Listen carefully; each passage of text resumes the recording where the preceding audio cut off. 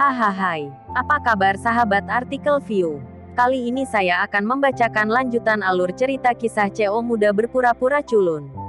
Tapi, sebelum mendengarkan kisah ceritanya, silahkan cari posisi yang nyaman dan jauhi keramaian. Dan jangan lupa pasang headsetnya. Dan inilah alur cerita kisah CO muda yang berpura-pura culun. Episode 299. Kisah CO muda yang berpura-pura culun.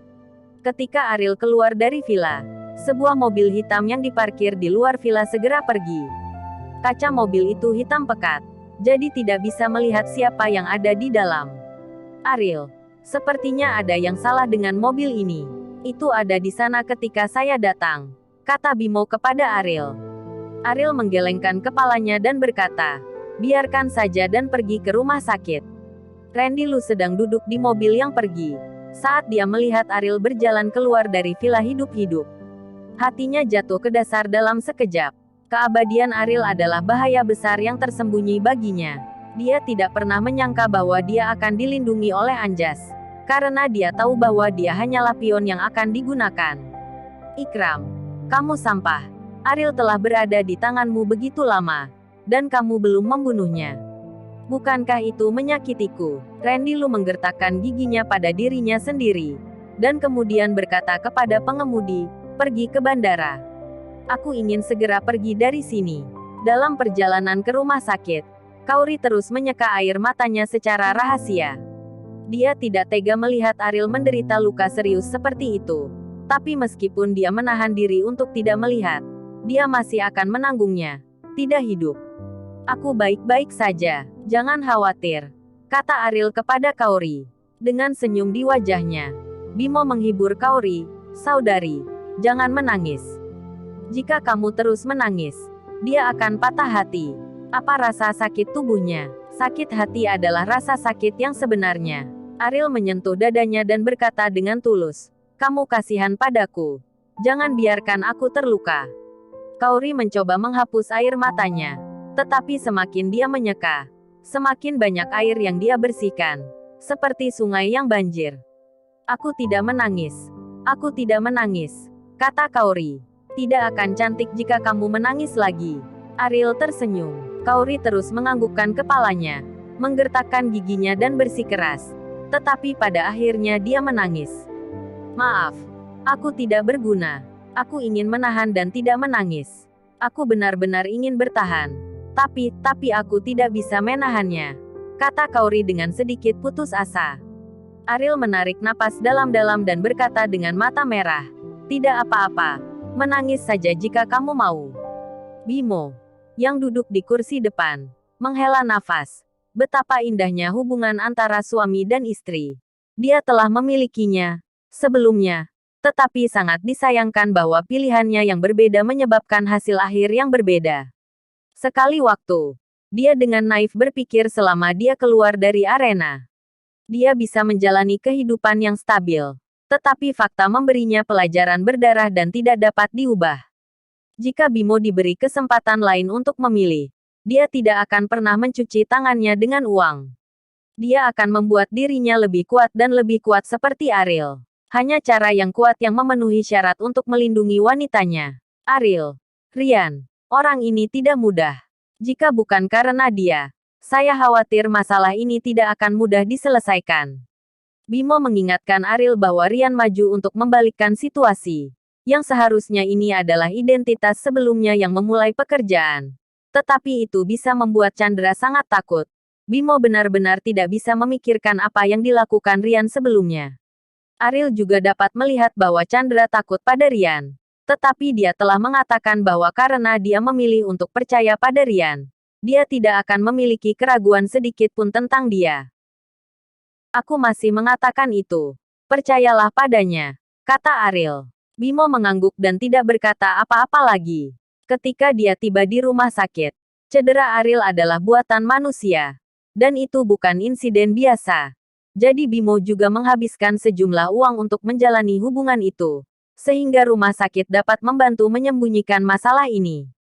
Dini hari berikutnya, Ariel menonton berita pagi. Berita itu menyiarkan ledakan yang disebabkan oleh kebocoran gas Lujia tadi malam.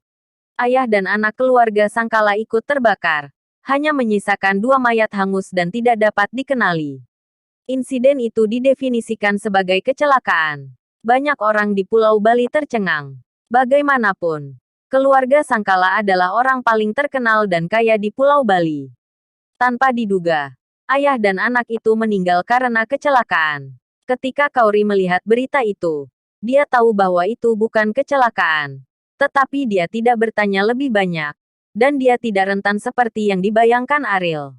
Ikram sangat menyiksa Ariel. Bahkan dalam pandangan Kauri, dia masih hidup. Makan sebuah apel. Kauri memotong sebuah apel dan menyerahkannya kepada Ariel. Ariel mengangkat tangannya yang diperban tanpa daya dan berkata, "Bagaimana kalau kita ke toilet dulu?" Kauri tersipu dan menundukkan kepalanya. Keduanya memiliki kontak terdekat. Berawal dari fakta bahwa Ariel ingin pergi ke toilet tadi malam, Kauri secara pribadi membantu dan tidak melewatkan setiap langkah. Meskipun dia sudah pernah mengalaminya sekali. Hal semacam ini untuk Kauri masih sangat pemalu dan tidak bisa diterima. Sabar, kata Kauri. Ariel tidak tahu apakah harus tertawa atau menangis. Dan berkata, "Saya tidak tahan lagi. Apa yang harus saya lakukan jika saya sakit? Jangan membuatku takut. Masalah sepele seperti itu. Bagaimana aku bisa sakit?" Kauri mengeluh. Tetapi dia berdiri dan hendak membantu Ariel ke toilet. Mulut dan hati tahu mungkin merupakan perwujudan Kauri saat ini. Begitu mereka berdua pergi ke toilet, Bimo pergi ke bangsal dan melihat tempat tidurnya kosong. Sepertinya ada gerakan di toilet. Jadi mau tidak mau dia mengambil 2 langkah ke depan dan mengupingnya. Tepatnya, sedang kencing. "Istriku, lihatlah." Kata-kata destruktif ini membuat Bimo diam-diam keluar dari bangsal. Jika Kauri tahu bahwa dia ada di sana, adik-adik yang pemalu itu tidak akan bisa menemukan orang lain. Menggali lubang, berdiri di pintu bangsal. Bimo berpura-pura memasuki bangsal setelah memastikan bahwa Ariel telah pergi ke toilet. Dia bertanya, "Bagaimana melihatmu? Seharusnya lebih baik. Jauh lebih baik." Senyum di mulut Ariel tidak bisa disembunyikan sama sekali. "Kalian bicara. Aku akan mengambil air."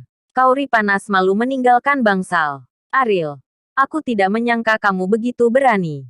Setelah Kauri pergi, Bimo berkata dengan nada menghina. Ariel bingung dan bertanya, "Mengapa aku begitu tak tahu malu? Aku baru saja ke sini. Aku tahu apa yang terjadi di toilet," kata Bimo sambil tersenyum. "Dia istriku. Ada apa dengannya? Bagaimana dia bisa tidak tahu malu?" kata Ariel dengan tatapan murah hati. Kata-kata ini membuat Bimo merasa seperti tersangkut di tenggorokannya. Dia tidak tahu bagaimana menyangkalnya. Keduanya berada dalam hubungan antara suami dan istri. Dan itu normal bagi mereka untuk memiliki sedikit kontak. Bagaimana bisa disebut tidak tahu malu? "Ayo, kamu sangat berhati-hati. Tidakkah aku mengerti? Kamu mengambil hari libur lagi. Kami akan kembali ke Bandung besok. Bagaimanapun, tempat ini adalah tempat yang benar dan salah. Bukan wilayah kami," kata Bimo. Ariel mengangguk. Dia tahu apa yang dikhawatirkan Bimo. Meskipun ayah dan anak keluarga Sangkala sudah mati, tidak ada jaminan bahwa Chandra Sangkala masih memiliki kroni. Jika dia tinggal 1 hari lagi, bahayanya akan meningkat 1 poin. Jadi dia hanya bisa kembali ke Bandung. Berada di wilayah sendiri adalah yang paling aman. Pada saat itu, bahkan kroni Chandra tidak akan bisa membalas dendam. "Oke, dengarkan pengaturanmu," kata Ariel. Ekspresi Bimo tiba-tiba menjadi ambigu. Dia mengangkat alisnya dan bertanya kepada Ariel, "Perjalanan ini, apakah sesuatu yang baik terjadi untuk dibagikan dengan saudaraku? Sudah 3 tahun. Apakah revolusi berhasil?" Ariel memelototi Bimo dan berkata dengan dingin, "Apa hubungannya denganmu? Jika tidak ada yang lain, jangan ganggu istirahatku." Bimo menghela nafas. Dia berkata, "Hei, sepertinya beberapa orang masih muda. Sayang sekali, kamu tidak memanfaatkan kesempatan yang begitu baik. Saya pikir Anda mungkin berharap untuk mempunyai anak kandung untuk saya dalam hidup Anda." Ketika Mo yang hendak pergi, dia membuka pintu bangsal dan melihat Kauri berdiri di pintu. Dia terkejut. Apa yang dia katakan barusan tidak didengar oleh Kauri. "Saudari, Kapan kamu kembali? Bimo bertanya dengan ragu-ragu. Baru saja akan membuka pintu. Ada apa? Kauri berkata tanpa mengubah ekspresinya. Bimo menghela nafas lega dan berkata berulang kali. Tidak apa-apa. Kamu jaga dia baik-baik. Kita akan kembali ke Bandung besok. Kauri mengangguk. Meskipun wajahnya tidak berubah, telinganya memerah. Dia tidak mendengar apa yang dikatakan Bimo sebelumnya. Tetapi dia bisa mendengar kata-kata tentang anak itu dengan sangat jelas. Dia juga memikirkan masalah ini. Tetapi sayangnya Ariel tidak tercerahkan dan tidak mengerti apa yang dia maksud. Mungkin simpul ini. Saya khawatir saya benar-benar tidak akan memahaminya dalam hidup ini. Tetapi hal semacam ini membuat Kauri mengambil inisiatif. Dan dia tidak tahu harus berbuat apa. Bagaimanapun, ukuran terbesar dari cintanya dalam hidup adalah berpegangan tangan dengan orang lain. Bersambung.